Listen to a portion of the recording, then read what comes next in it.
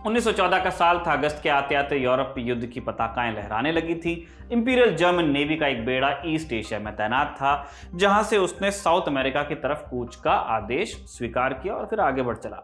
सिवाय एक जहाज के, एम्डन नाम का एक क्रूजर अपने स्क्वाड्रन से अलग होकर हिंद महासागर की ओर बढ़ गया। पूरे हिंद महासागर में अकेला जर्मन जहाज था जिसे ब्रिटिश शिपिंग पोस्ट पर हमला करना था। 30 अगस्त को एम्डन हिंद महासागर में घुसा। यहाँ ब्रिटिश राज की क्रूशियल शिपिंग लाइंस थी, रास्ते थे समंदर के। इन पर हमला कर एम्डन भारत में विद्रोह भड़काना चाहता था, लेकिन एक दिक्कत थी।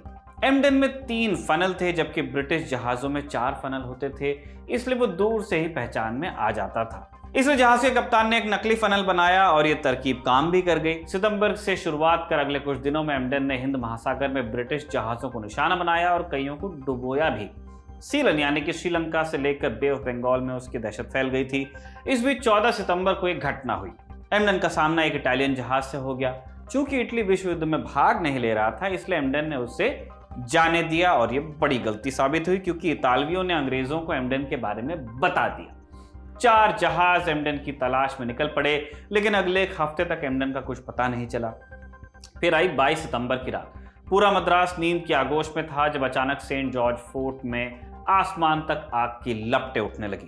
रात के अंधेरे में हमला कर एम्डन ने तेल का डिपो उड़ा दिया था। एम्डन ने कुल 130 गोले दागे और मद्रास हार्बर को तहस नहस कर दिया।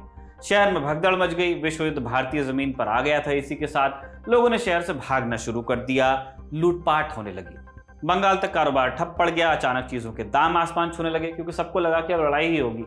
एम्डन के इस कारनामे से पूरे मद्रास के लिए एक खौफ का पर्याय वो बन गया और जल्द ही एम्डन शब्द मलयालम और तमिल भाषा से जुड़ गया। और आज भी तमिल और मलयालम में किसी दबंग आदमी के लिए एम्डन या यमदन शब्द का इस्तेमाल होता है, या किसी काम को अचूक ढंग से अंजाम देने को कहा जाता है एम्डन कर देना। इसके अलावा और भी कई तरीकों से शब्द का इस्तेमाल अब भी प्रचलित है।